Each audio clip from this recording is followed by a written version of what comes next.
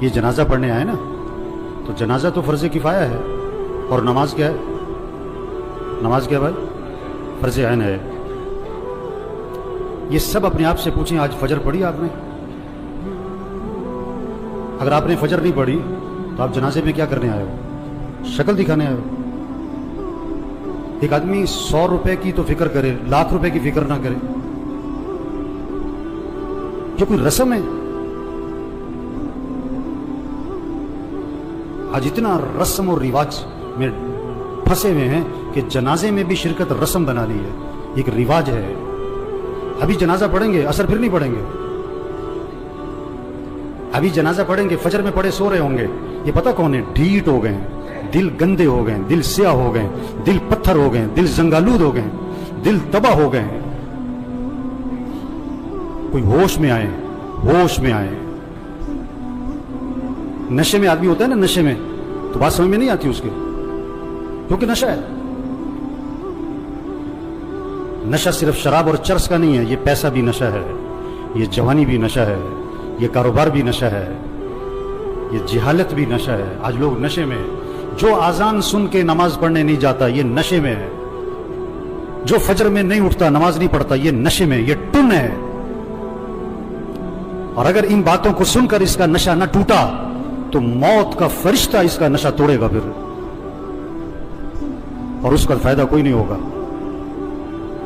نماز نماز نماز 5 وقت، کوئی گنجائش نہیں نماز چھوڑنے کی۔ آپ بوڑھے ہو، بیمار ہو، نماز پڑھو۔ وضو نہیں کر سکتے، تیمم کر، نماز پڑھنی ہے۔ کھڑے ہو کے نہیں پڑھ سکتا، بیٹھ کے پڑھ، نماز پڑھنی ہے۔ بیٹھ کے نہیں پڑھ سکتا، لیٹ کے پڑھ، نماز پڑھنی ہے۔ یہ کون ہے؟ یہ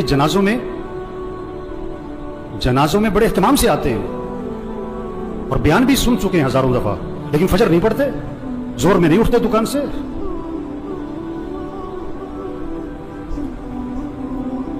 حضور اکرم صلی اللہ علیہ وسلم فرما رہے ہیں نماز میری آنکھوں کی ٹھنڈک ہے، اور نماز آپ کے لیے مصیبت بنی ہوئی ہے۔ آپ سے فجر میں اٹھنا مصیبت بنا ہوا ہے، آپ سے اذان سن کے دکان چھوڑنا مصیبت بنا ہوا ہے۔ اللہ کے نبی تو فرمایا نماز میری آنکھوں کی ٹھنڈک ہے۔ آپ نے فرمایا اسلام اور کفر میں فرق کرنے والی چیز نماز ہے۔ اگر آپ نماز نہیں پڑھ رہے، اگر آپ نے آج فجر نہیں پڑھی، آپ کفر کی طرف جا رہے ہو۔ یہ جنازہ پیغام ہے، ہوش میں آؤ، نماز پڑھو، دین سیکھو۔ نماز کے فرائض سناؤ، نہیں آتے؟ کیوں نہیں آتے؟ سیکھے نہیں؟ دین سیکھو، یہ پیغام ہے۔ قرآن پڑھو، قرآن پڑھو، قرآن پڑھو۔ یہ قبر میں اخبار نہیں، یہ موبائل نہیں کام آئے گا۔ قرآن قرآن قرآن قرآن۔ سال ختم ہو رہا ہے، میاں صاحب کا، شیخ صاحب کا قرآن ختم نہیں ہوتا ہے۔ صبح اٹھتے ہی قرآن نہیں کھولتا ہے، موبائل کھولتا ہے۔ آپ صلی اللہ علیہ وسلم نے فرمایا قرآن پڑھا کرو، یہ قیامت کے دن تمہارے لیے سفارش کرے گا۔ آپ نے فرمایا جو رات کو سورہ ملک پڑھے گا اللہ اسے قبر کے عذاب سے بچا لیں گے۔ قرآن پڑھو بھائی، اللہ کا ذکر کرو، ہاتھ میں تسبیح نظر آنی چاہیے۔ موبائل بھی رکھو، تسبیح بھی تو رکھو۔ سب کی جیبیں چیک کرو، 2 موبائل نکلیں گے، تسبیح ایک بھی نہیں نکلے گی۔ کسی کو موبائل تحفے میں دو، بڑا خوش ہوتا ہے، کسی کو تسبیح تحفے میں دو۔ آپ صلی اللہ علیہ وسلم نے فرمایا جو 100 مرتبہ پڑھے لا الہ الا اللہ لا الہ الا اللہ لا الہ الا اللہ، فرمایا جو 100 مرتبہ روزانہ پڑھے گا جب قیامت کے دن اٹھے گا تو اس کا چہرہ 14ویں رات کے چاند کی طرح چمک رہا ہوگا۔ آپ صلی اللہ علیہ وسلم نے فرمایا جنت کی چابی لا الہ الا اللہ، آپ نے فرمایا جنت کی قیمت لا الہ الا اللہ، آپ نے فرمایا ایمان کو تازہ کرتے رہا کرو۔ حضور صلی اللہ علیہ وسلم فرما رہے ہیں ایمان کو تازہ کرتے رہا کرو، جیسے جسم کو تازہ کرتے ہو، کپڑے بدلتے ہو، گھر کی صفائی کرتے ہو، اپنے ایمان کو بھی تازہ کرو۔ صحابہ نے عرض کیا حضور ایمان کو کیسے تازہ کریں؟ آپ نے فرمایا لا الہ الا اللہ، اس کو 10 دفعہ 50 دفعہ 100 دفعہ نہیں، فرمایا کثرت سے پڑھا کرو لا الہ الا اللہ لا الہ الا اللہ لا الہ الا اللہ۔ جتنا کثرت سے پڑھو گے تمہارا ایمان تازہ ہوتا رہے گا۔ تسبیح کریں میرے بھائیوں، ذکر سے دل نرم پڑتا ہے، پھر دین کا شوق، پھر مسجد کا شوق، پھر نماز کا شوق، پھر گناہوں سے نفرت آتی ہے۔ اگر آپ کا نماز پڑھنے کو جی نہیں چاہتا ہے نا، آپ کا دل سخت ہو گیا ہے۔ آپ کا مسجد آنے کو جی نہیں چاہتا ہے نا، آپ کا دل تباہ ہو گیا، برباد ہو گیا ہے۔ دل کی صفائی کرو قرآن سے، دل کی صفائی کرو اللہ کے ذکر سے، دل کی صفائی کرو موت کی یاد سے۔ آپ نے فرمایا قبرستان جایا کرو۔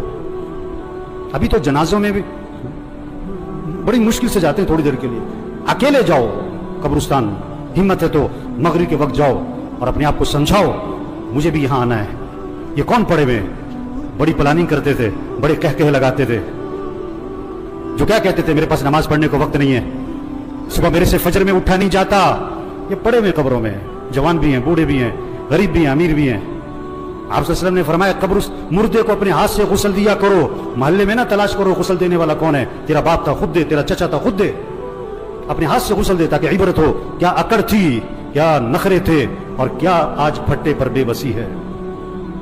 हम सब फट्टे पे पड़ने वाले हैं एक दिन। मसीह में दो फट्टे नहीं है, रेड़े वाली का फट्टा और है और मिल वाली का फट्टा और है। मसीह में दो चारपाइयां नहीं है, गधा रेड़ी वाला भी इसी चारपाई पे और चौधरी साहब, मियां साहब, कर्नल साहब, जनरल साहब भी उसी चारपाई पे। ये मौत पैगाम है, तौबा करो, अल्लाह को राजी करो, गुनाहों से बचो, अपने अखलाक अच्छे बनाओ, झगड़े खत्म करो। भाई भाई में झगड़ा, भाई भाई से बोलचाल बंद, एक घर में रहते हैं बात नहीं करते। मर जाना है, क्या अकड़ मकड़, मैं क्या मैं, मर जाना है। तेरा बेटा तेरे पे मट्टी डालेगा, तेरा नौकर तेरे पे मट्टी डालेगा, अपने हाथ भी तेरी कब्र पे झाड़ेगा।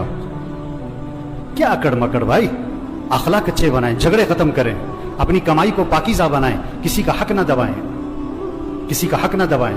कितने लोग हैं पैसे देने लोगों के, नहीं दे रहे, नहीं दे रहे, नहीं देते। एक हराम का लुकमा है, 40 दिन तक इबादत कबूल नहीं होनी है। हुजूर सल्लल्लाहु अलैहि वसल्लम जनाजे में ये नहीं फरमाया करते थे ये जो मरने वाला है इस ये नमाज पढ़ता था कि नहीं, ये रोजा रखता था कि नहीं। आपने ये जरूर फरमाया ये मरने वाले ने लोगों के पैसे तो नहीं देने। एक मौके पे जवाब आया, हुजूर इसने लोगों के पैसे देने। आपने फरमाया मैं इसका जनाजा नहीं पढ़ाऊंगा।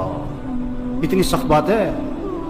आज कितने लोग हैं पैसे देने नहीं देते, सगी बहनों को विरासत में हक नहीं देते। लोग हज पे जा रहे हैं, उम्रे कर रहे हैं, पहली सब में नमाजें पढ़ रहे हैं, बहनों का हक दबाया हुआ है। ये डाकू है, डाकू।